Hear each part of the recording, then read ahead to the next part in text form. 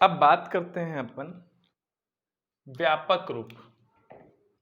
Next है आव्यूह का व्यापक रूप।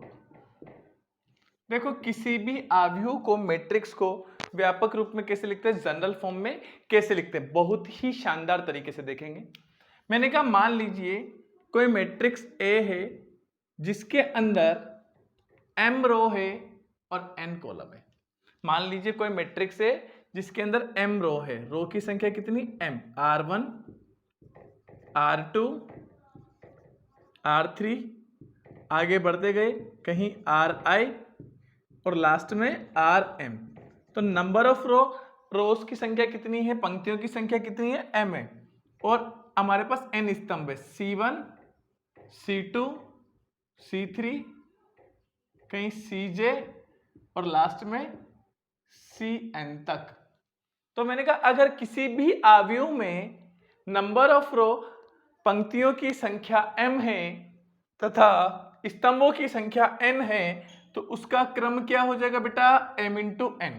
अगर किसी भी मैट्रिक्स के अंदर रोज की संख्या तो कितनी है, m है, एंड कॉलम्स की संख्या कितनी है, n है, तो उसका क्रम कितना हो जाएगा, ऑर्डर कितना हो जाएगा, m इंटू n।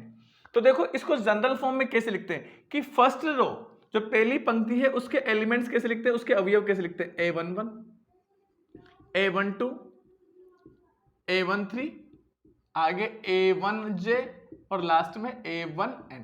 इसका मतलब ये आगे वाला जो 1 है ना वो रो को बता रहा है कि सर ये 1 1 1 जो चल रहा है ना ये पहली पंक्ति है, फर्स्ट रो को बता रहा है, और ये 1 दूसरा वाला पहले कॉलम का। तो फर्स्ट रो फर्स्ट कॉलम का element, first row second column का एलिमेंट तो 1 2 हो गया, फर्स्ट रो थर्ड कॉलम का एलिमेंट 1 3। मतलब किसी भी आव्यूह के अवयव को भी लिखते हैं तो अवयव का जो व्यापक रूप होता है तो वो पहले पंक्ति और फिर स्तंभ को लिखते हैं। जैसे दूसरी रो को लिखेंगे तो a21 आएगा, फिर a22 आएगा, a23 आएगा, ऐसे a2j आएगा और आखिरी में a2n आएगा। ऐसे थर्ड रो की बात करूंगा तो a31 आएगा, a32 आएगा, a33 आएगा, a3j आएगा और लास्ट में a3n आएगा। ऐसे ith रो की बात करूंगा, iv रो की, तो ai1 आएगा, ai2 आएगा, ai3 आएगा, यहाँ पे aij आएगा और आखिरी में ain आएगा। और लास्ट में mv रो की बात करूंगा तो am1 am2 am3, यहाँ पे aij भी था ना, यहाँ पे amj और यहाँ पे amn आएगा। क्लियर है? तो ये मैंने कहा क्या बन गई हमारे पास, एक व्यापक रूप में आव्यूह बन गई, और उसको क्या लिख सकते हैं, रिप्रेजेंट कर सकते हैं इस तरीके से। अच्छा, व्यापक रूप में आव्यूह का क्या यूज है कि इसको व्यापक रूप में एक जनरल एलिमेंट की फॉर्म में लिख सकते हैं कि कोई भी जनरल रूप में जो आव्यूह का अवयव होगा वो ये होगा कि ये व्यापक आव्यूह को इस तरीके से रिप्रेजेंट कर सकते हैं कि ए कोई आव्यूह है जिसका जनरल अवयव क्या है, aij है, जहां पे i का मान क्या हो सकता है, 1 2 3 4 अप टू m तक, मैक्सिमम m, क्योंकि m क्या है, पंक्तियां। तो पहला एलिमेंट किसको बताता है, किसी भी जनरल एलिमेंट में, तो ये i किसको बताता है, तो i के स्थान पर क्या आता है, पंक्ति आती है, क्योंकि पंक्ति की संख्या थी, पहली पंक्ति है तो पहला क्या बना गया, दूसरी पंक्ति है तो 2 आ गया, तीसरी पंक्ति है तो 3 आ गया। तो ये 1 2 3 4 अप टू m तक हो सकता है। ऐसे ही j की जगह क्या आएगा, 1 2 3 और n तक आ सकता है। आ गई बात समझ में? अब देखो व्यापक रूप में आव्यूह काम क्या आता है, व्यापक रूप में आव्यूह का कैसे यूज किया जाता है, ये काम की बात है, ये इंपॉर्टेंट बात है आपके लिए, बहुत ही काम की चीज है। देखो क्या होगा कि व्यापक रूप में आव्यूह को, तो सबसे पहले व्यापक रूप में आव्यूह को लिखेंगे कि यदि किसी आव्यूह में m पंक्तियां तथा n स्तंभ है तो व्यापक रूप निम्नलिखित होगा। क्या लिखेंगे, यदि किसी आव्यूह में पंक्तियों की संख्या m तथा स्तंभों की संख्या n है तो व्यापक रूप निम्नलिखित होगा। आ गई बात समझे? अब व्यापक रूप से क्वेश्चन क्या क्या आते हैं, जैसे कि एग्जांपल मैंने कहा मान लीजिए आव्यूह a दे रखी है आपको, ये कोई 3 4 5 -1 2 और 0 है ना, में क्या कहा जाए, a11 A32 A22 है ना, और A23 का मान ज्ञात करो, का मान ज्ञात करो। तो देखो यहां पे मुझे इन सबका मान ज्ञात करना है। इसका मतलब समझते हो बेटा क्या होता है कि A11 मतलब पहली रो और पहले कॉलम का अवयव, मतलब फर्स्ट रो, तो ये फर्स्ट रो तो ये रही R1 और ये दूसरी रो R2, ये पहला कॉलम C1, ये C2 और ये C3। तो मैंने कहा फर्स्ट रो और फर्स्ट कॉलम का एलिमेंट क्या कहलाता है, A11 कहलाता है। तो A11 बराबर क्या आ जाएगा 3। मैं कहूं कि A22 मतलब दूसरी तो रो और दूसरा ही कॉलम, तो A22 कितना आ जाएगा बेटा, ये आ जाएगा आपके पास 2। और मैं आपसे बात करूं कि A23 कितना आएगा, तो दूसरी रो और तीसरी पंक्ति, तो तीसरी पंक्ति में क्या आ रहा है 0, तो यहां से A23 कितना आएगा 0। तो इस तरीके से अगर आपको कोई भी आव्यूह दे दी जाए तो उस आव्यूह से अपन क्या कर सकते हैं, कोई भी अवयव निकाल सकते हैं, किसी भी रो का किसी भी कॉलम का अवयव निकाला जा सकता है। तो यहां पे इसका यूज है। दूसरे टाइप का क्वेश्चन यहां से बेटा क्या बनता है उसकी भी बात कर लेते हैं अपन। हाँ, कि मैंने इसे कहा गया प्रश्न में कि ए कोई आव्यूह है जो ऐसा लिखा हुआ है AIJ, इसका ऑर्डर लिखा हुआ है 2 into 3, इसका ऑर्डर लिखा है 2 into 3 का निर्माण करो, का निर्माण करो जहां AIJ बराबर I प्लस जे का स्क्वायर बटा 2 है। क्या कहा गया कि एक 2 into 3 की आव्यूह का निर्माण कीजिए, एक 2 into 3 क्रम की आव्यूह का निर्माण करना है जहां पर क्या बोला है कि उसका जनरल अवयव जो है वो AIJ क्या है, I प्लस जे का स्क्वायर बटा 2 है। अब मेरी बात को ध्यान से सुनना बेटा, मैंने कहा यहां पे 2 into 3 क्रम का जनरल अवयव क्या होगा, व्यापक अवयव क्या होगा, तो आप इसको कैसे लिखोगे A11 A12 A13, पहली रो और 3 कॉलम, क्योंकि अधिकतम कितने स्तंभ हो सकते हैं 3, और दूसरी रो के लिए A21 A22 और A23 यही होगी। तो इसका क्रम क्या हो जाएगा बेटा 2 into 3, क्या हो जाएगा 2 into 3। बात समझ में आ रही है, आसान है, घबराने की कतई आवश्यकता नहीं है, बिल्कुल मस्त होके पढ़े, आपको मजे के साथ पढ़े, मजा आना चाहिए। क्यों भाई मेरे हीरो, आएगा कि नहीं आएगा मजा, ऐसे पढ़ेंगे तो इंटरेस्ट आना चाहिए यार, मजे के साथ पढ़ो, है ना, है ना। तो ये देखो ये पहला अवयव A11 निकाल रहे हैं, तो देखो IJ की वैल्यू क्या है, I plus J square upon 2, मतलब I के स्थान पर 1 और J के स्थान पर 1 बैठा है, तो यहाँ पे भी I के स्थान पर 1 बैठा दो और यहाँ पे J के स्थान पर 1 का स्क्वायर कर दिया, 2 आ गया, तो 1 का स्क्वायर 1, 1 प्लस 1 2, 2 अपॉन 2 कितना आ गया 1। A12 निकालेंगे तो I के स्थान पर 1 है लेकिन J के स्थान पर 2 है, तो 1 प्लस 2 का स्क्वायर अपॉन 2 कितना आएगा 5/2। A13 निकालूंगा तो 1 प्लस 3 का स्क्वायर अपॉन 2 कितना आएगा 10/2, तो कितना आ जाएगा हमारे पास बेटा 5 आ जाएगा, हाँ या ना। अब मैंने कहा चलो मेरी बात सुनना, दूसरी पंक्ति और पहला स्तंभ है ना, दूसरी पंक्ति और पहला स्तंभ, तो A21, तो मैंने कहा I के स्थान पर 2 बैठ गया, देखो J के स्थान पर 1, तो I के स्थान पर क्या बैठा हो 2, J के स्थान पर 1 का स्क्वायर अपॉन 2 कितना आएगा 2 प्लस 1 3/2। A22 निकालूंगा तो 2 प्लस 2 का स्क्वायर बटे 2 कितना आएगा 6/2, 6/2 कितना आ जाएगा 3, और यहां से A23 निकालूंगा तो क्या आ जाएगा 2 प्लस 3 का स्क्वायर बटा 2, तो कितना आ गया 13/2। तो इस तरीके से कोई भी अवयव निकाल सकते हैं, सारे अवयव आ गए, तो अवयव आ गए, तो अतः A बराबर A क्या होगी, देखो रखो यहां मान, तो सबसे पहले 1 5/2 फिर 5, A11 की जगह A11 का मान, A12 की जगह A12 का मान, A13 की जगह A13 का मान, ऐसे 21 की जगह 3/2, 22 की जगह 3 और 23 की जगह 13/2। इस तरीके से एक 2 into 3 क्रम का अवयव का निर्माण किया जा सकता है। तो बेटा इस चैप्टर के अंदर देखो क्या पढ़ा आपने सबसे मेन इंपॉर्टेंट बात पढ़ी अवयव। अवयव क्या होता है, तो अवयव किसे बोलेंगे, संख्याओं एवं अवयवों के आयताकार व्यवस्था को अवयव कहा जाता है। अवयव को के अंदर कुछ तो पंक्तियां होती है और कुछ स्तंभ होते हैं। किसी भी अवयव को क्रम को लिखते हैं तो क्या लिखते हैं, पंक्तियों की संख्या गुणा स्तंभों की संख्या के रूप में लिखते हैं। अगर कोई अवयव दे दिया जाए तो आप उसका क्या निकाल सकते हो, क्रम निकाल सकते हो। अवयव से क्रम निकाल सकते हो और अवयव के क्रम से क्या निकाला जा सकता है, उसमें कुल अवयवों की संख्या निकाली जा सकती है। अगर आपको कुल अवयव मिल जाए तो कुल अवयव मिल जाएंगे तो आप क्या निकाल सकते हो कि कितने प्रकार की पॉसिबल अवयव है, कितने प्रकार के अलग अलग क्रम की अवयव बनाई जा सकती है। आ गई बात समझ में।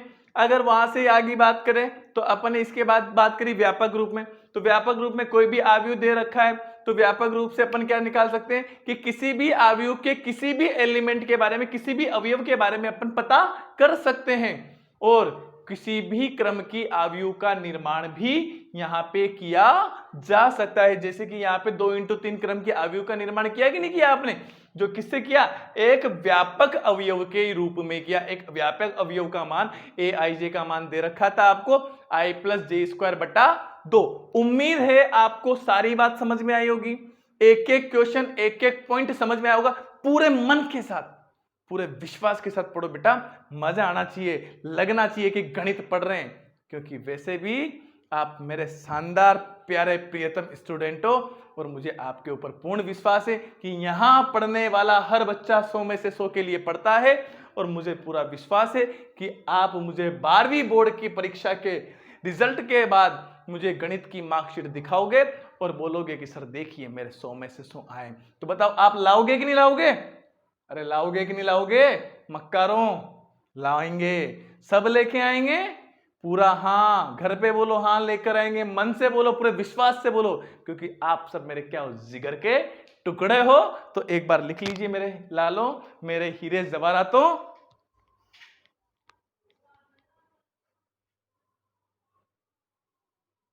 तो लिख रहे हो मेरे जिगर के टुकड़ों, हाँ मेरे हीरे जवाहरातों, आप लिख लीजिएगा, ठीक है। और आपको सब समझ में आ रहा है तो बताइए आगे की बात की जाए। हाँ, और वैसे देखो आपको लिखने का बेटा समय नहीं मिले ना, कम दो, तो आपके पास सबसे बढ़िया अपॉर्चुनिटी है, वीडियो को पॉज कर सकते हैं। यहाँ तो 30 और 40 मिनट की वीडियो ही 1.5 घंटे में कन्वर्ट हो जाती है, क्योंकि लिखने का समय हम बचा लेते हैं वीडियो के अंदर, और उसको घर पे आप जब पढ़ते होंगे बेटा तो आपको करीबन 1.5 घंटा लग जाता होगा। तो देखो ये जैसे ऑफलाइन क्लासेस चलती है ना, उससे बढ़िया क्लास है, उससे बढ़िया सिस्टम है। और सबसे बढ़िया चीज ये है कि आप किसी भी चीज को दोबारा रिवाइज कर सकते हो, बार बार पढ़ सकते हो। कोई टॉपिक समझ में नहीं आया तो आप रिवाइज कर सकते हो, वहां तो टीचर के पास जाना पड़ता है, समय लेना पड़ता है, वो सिस्टम यहाँ नहीं है। आपके पास वीडियो है, दोबारा खोल के देख लीजिए, ठीक। तो नेक्स्ट टॉपिक है आव्यूह के प्रकार। आव्यूह के प्रकार, टाइप्स ऑफ मैट्रिक्स, आव्यूह के प्रकार। तो इसमें पहला आव्यूह आता है पंक्ति मैट्रिक्स या पंक्ति आव्यूह। पंक्ति आव्यूह, पंक्ति आव्यूह, पंक्ति मैट्रिक्स भी बोल सकते हो, क्योंकि मैट्रिक्स ही याद रखते हैं लोग बाग तो, है ना, तो लिख सकते हो। नाम से पता चल रहा है पंक्ति आव्यूह किसे बोलेंगे कि ऐसी आव्यूह जिसमें केवल एक पंक्ति हो, पंक्ति आव्यूह कहलाती है। ऐसी आव्यूह जिसमें केवल एक पंक्ति हो, पंक्ति आव्यूह कहलाती है। बहुत चिल्लर है, आसान है, गरीबों का खेल है। एग्जाम्पल 1 7 3। मैंने कहा इसका क्रम क्या होगा बेटा 1 into 3, क्योंकि एक पंक्ति है, स्तंभ कितने हैं 3 है। मैंने कहा कोई भी आव्यूह जिसमें केवल और केवल एक पंक्ति हो, स्तंभ कितने ही हो सकते हैं, कितने भी हो सकते हैं बेटा स्तंभ, ठीक है।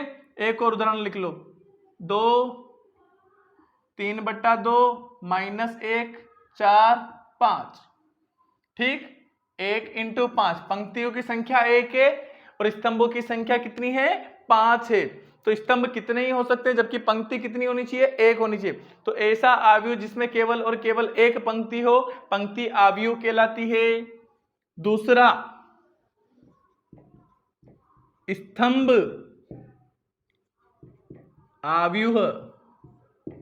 स्तंभ आव्यूह किसे कहेंगे, तो नाम से पता चलेगा ना कि ऐसी आव्यूह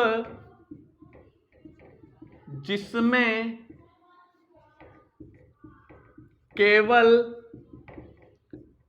एक स्तंभ हो, स्तंभ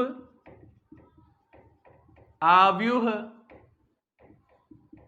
कहलाती है।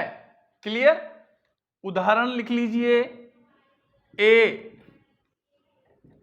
2 4 9। मैंने कहा बताओ बच्चा इसका क्रम कितना होगा, तो 3 तो पंक्तियां, तो 3 आगे और स्तंभ पीछे, एक स्तंभ। मैंने कहा दूसरा उदाहरण भी लिखे, बी 9 2 6 1 2। मैंने कहा इसका 5 × 1। क्लियर है क्या? ठीक है। तीसरा, शून्य आव्यूह। शून्य आव्यूह, मैंने कहा ऐसा आव्यूह जिसके सभी अवयव 0 हों। ऐसा आव्यूह जिसके सभी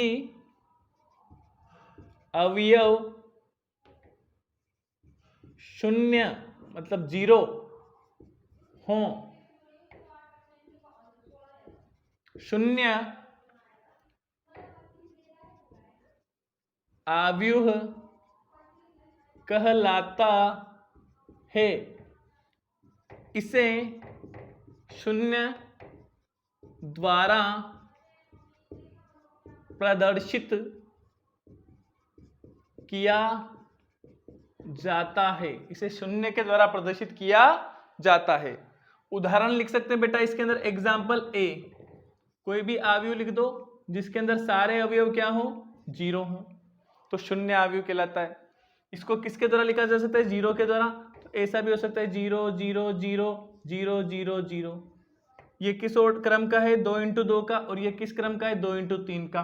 तो इसको 0 से भी लिखा जा सकता है। क्लियर? इसके बाद अपन बात करते हैं, मैं यहां पे थोड़ी सी जगह बना लूं बेटा, है ना। मैं बहुत जुगाड़ी हूं भैया, कर लेता हूं अपना जुगाड़ कैसे भी करके, है ना, ज्यादा से ज्यादा, है ना। चौथा प्रकार है बेटा वर्ग आव्यूह। वर्ग आव्यूह, वर्ग आव्यूह किसे कहेंगे, तो ऐसा आव्यूह, क्या बोल रहा हूं मैं, ऐसा आव्यूह जिसमें पंक्तियों की संख्या स्तंभों की संख्या के बराबर हो। वर्ग आव्यूह कहलाता है। ऐसा आव्यूह जिसमें पंक्तियों की संख्या स्तंभों की संख्या के बराबर हो, वर्ग आव्यूह कहलाता है। देखो 4 प्रकार के आव्यूह पढ़े अभी तक आपने। पहला पढ़ा पंक्ति आव्यूह, ऐसा आव्यूह जिसमें एक पंक्ति हो। दूसरा पढ़ा स्तंभ आव्यूह, ऐसा आव्यूह जिसके अंदर एक स्तंभ हो। तीसरा पढ़ा शून्य आव्यूह, ऐसा आव्यूह जिसमें क्या हो, सारे अवयव 0 हो, 0 हो, तो क्या होगा, शून्य आव्यूह। और चौथा पढ़ा आपने वर्ग आव्यूह, मतलब पंक्तियों की संख्या किसके बराबर हो, स्तंभों की संख्या। जैसे कि मैं उदाहरण लिख सकता हूं, एग्जाम्पल सबसे बढ़िया, मैंने कहा ए कोई आव्यूह जिसमें एक ही अवयव है और इसका क्रम क्या है, 1 1, तो 1 × 1, एक पंक्ति एक स्तंभ। और ऐसा आव्यूह जिसके अंदर एक अवयव हो, ऐसे अवयव को एकल अवयव भी कहते हैं बेटा। क्या कहते हैं? एकल अवयव भी कहा जाता है। आ गई बात समझे? सिंगलटन मैट्रिक्स कहते हैं इंग्लिश में। क्या बोलते हैं? Singleton matrix. ऐसा अवयव जिसमें एक अवयव हो क्या कहलाता है? एकल अवयव कहलाता है। ठीक है। अगर बी कोई उदाहरण लेता हूं मैं, तो मैंने कहा ये लो भाई 5 3 2 1। मैंने कहा इसका क्रम क्या है बेटा? 2 इंटू 2 का क्रम है। क्या क्रम है? 2 इंटू 2 का क्रम है। तो मैंने कहा ये भी क्या हो गया? वर्ग अवयव, क्योंकि पंक्तियों की संख्या 2, स्तंभों की संख्या 2, तो क्या कहलाएगा? वर्ग अवयव। अब वर्ग अवयव में ये वाली जो अवयव होते हैं A11, A22, A33, A44, ये वाले जो अवयव होते हैं, ये अवयव काय के अवयव कहलाते हैं? मुख्य विकर्ण। इसको क्या बोलते हैं अपन? मुख्य विकर्ण कहा जाता है। क्या कहते हैं बेटा इसको? मुख्य विकर्ण। ये इसका क्या है? मुख्य विकर्ण। और मुख्य विकर्ण के अवयव क्या हैं? 5 और 1 हैं। ठीक है। मतलब क्या हुई काम की बात कि मुख्य विकर्ण हमेशा एक वर्ग अवयव के अंदर मिलता है। क्या क्या क्या क्या क्या क्या काम की बात कि मुख्य विकर्ण हमेशा एक वर्ग अवयव के अंदर मिलता है और बाकी किसी अवयव के अंदर मुख्य विकर्ण नहीं मिल सकता। आ गई बात समझे? तो मैंने कहा काम की बात, वर्ग अवयव बहुत इंपॉर्टेंट है। वर्ग अवयव किसे कहा जाएगा? कि ऐसा अवयव जिसमें पंक्तियों की संख्या स्तंभों की संख्या के बराबर हो, क्या कहलाएगा? वर्ग अवयव कहलाएगा। अगर किसी अवयव का क्रम 1 इंटू 1 है तो उसमें एक अवयव होगा, एक अवयव होगा। तो ऐसा अवयव जिसमें केवल एक अवयव हो, ऐसे अवयव का दूसरा नाम क्या है? एकल अवयव भी नाम है। क्या नाम है बेटा? एकल अवयव भी नाम है। कई बार ऑब्जेक्टिव में आ जाए तो पता रहना चाहिए ना। और कोई 2 इंटू 2 का अवयव है, कोई 3 इंटू 3 क्रम का अवयव है। जैसे कि मैं एक उदाहरण लिख देता हूं, 3 इंटू 3 क्रम का अवयव सी कोई अवयव लिख देता हूं, मान लो यहां लिख देता हूं 3 0 1 2, दिख तो जाएगा ना यार, यहां लिख देता हूं सी कोई अवयव है। चलो रहने दो, अभी थोड़ी देर बाद लिखा देंगे। पहले एक बार इसको लिख लीजिए ना बेटा, पहले इसको लिख लीजिए, फिर इसके बाद मैं अभी आपको इसके वर्ग अवयव की और बातें करूंगा। इसके अंदर और इंपॉर्टेंट बातें करेंगे ना भाई। लिख लीजिए मेरे जिगर के टुकड़ों, मेरे हीरे जवारातों, क्योंकि तुम हो तो मैं हूं, तुम नहीं तो मैं कुछ नहीं, तुमसे ही मेरी जिंदगी है। आई बात समझ में? तो मैं तो जितना अभिवादन करता हूँ, जितना नतमस्तक स्टूडेंटों के सामने होता हूँ, वो किसी के सामने होता, क्योंकि मेरी तो रोजी रोटी भी आप बिठा। आई बात समझे? और आपको भी मैं एक बात सिखाता हूँ कि कोई भी अध्यापक आपको पढ़ाए, कहीं पे भी पढ़ाए, स्कूल में पढ़ाए, कहीं दूसरी कोचिंग में पढ़ाए, कहीं पे भी पढ़ाए, तो आपको उसका सम्मान करना चाहिए। सबका सम्मान करना चाहिए, अपने से बड़ों का सबका सम्मान करना चाहिए। ये एक अच्छी आदत होती है। ठीक है बेटा। अब मैं वर्ग अवयव की बात कर रहा था, तो वर्ग अवयव के अंदर अपन और बातें करते हैं। जैसे कि कुछ एक उदाहरण और ले लेते हैं। मैंने कहा वर्ग अवयव का एक और उदाहरण ले लेते हैं अपन। मैंने कहा सी कोई अवयव है 5 3 2 1 0 9 0 0 1। मैंने कहा इसका क्रम क्या है बेटा? 3 इंटू 3। तो इस वर्ग अवयव में ये क्या कहलाएगा? इसका मुख्य विकर्ण कहलाएगा। क्या कहलाएगा? मुख्य विकर्ण कहलाता है। ये क्या कहलाता है? मुख्य विकर्ण। ठीक है। और मुख्य विकर्ण के जो अवयव होते हैं, हाँ, वो क्या है? 5 0 1। मुख्य विकर्ण के अवयव क्या है? 5 0 और 1 है। तो मैंने कहा मुख्य विकर्णों का जो योग कहलाता है वो क्या कहलाता है? ट्रेस कहलाता है। Trace of matrix. क्या कहलाता है? Trace of matrix. तो अगर कोई भी अवयव है तो इसको रिप्रेजेंट करते हैं बेटा टीआर से।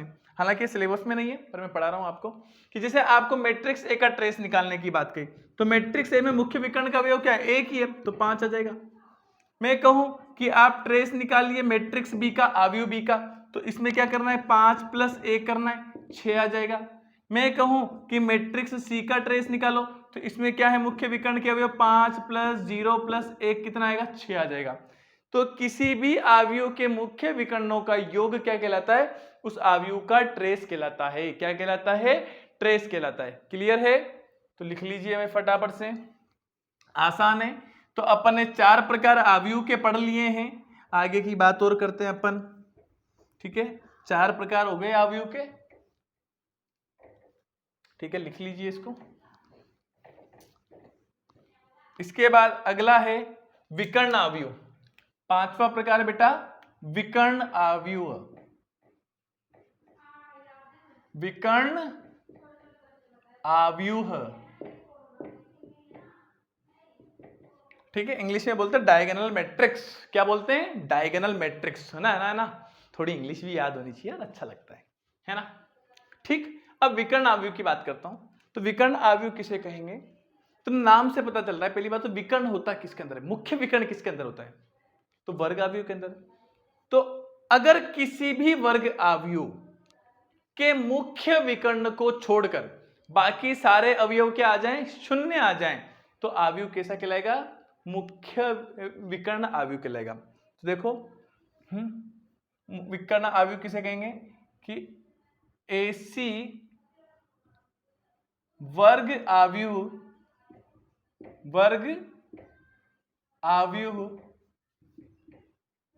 जिसमें मुख्य विकर्ण को छोड़कर सभी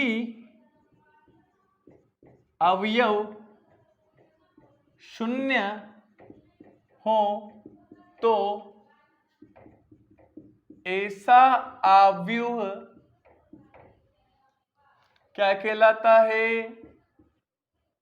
विकर्ण अवयव कहलाता है। क्या कहलाता है बेटा? विकर्ण अवयव कहलाता है। इसे डायगोनल ऑफ ए, कोई भी अवयव ए है, से प्रदर्शित करते हैं। ठीक है, डायगोनल ऑफ ए से प्रदर्शित करते हैं। जैसे कि कोई अवयव ए है, उदाहरण के लिए मैंने कहा इसमें मैंने कहा 5 0 0 3, तो ये क्या है? वर्ग अवयव है। तो ऐसा वर्ग अवयव जिसमें मुख्य विकर्ण को छोड़कर बाकी सारे अवयव क्या आ जाएं? शून्य आ जाए, क्या कहलाएगा? विकर्ण अवयव कहलाएगा।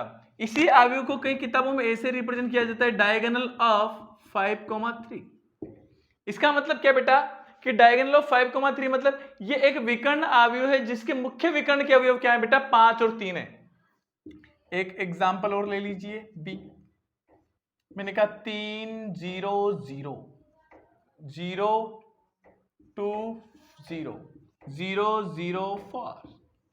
मैंने कहा 3 इंटू 3 क्रम का अवयव है, तो मैंने कहा इसके मुख्य विकर्ण को छोड़कर बाकी सभी अवयव भी क्या है? शून्य है, तो क्या कहलाएगा? विकर्ण अवयव कहलाएगा। ऐसा अवयव, ऐसा वर्ग अवयव जिसके मुख्य विकर्ण को छोड़कर बाकी सभी अवयव क्या आ जाएं? शून्य आ जाए, क्या कहलाएगा? विकर्ण अवयव कहलाएगा। क्या बात पकड़ में आई? क्या खेल समझ में आया? क्या मजा आ रहा है?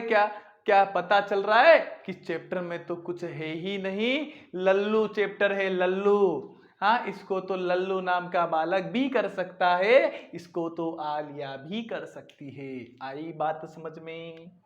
छठा है इसका प्रकार अदिश अवयव। क्या है?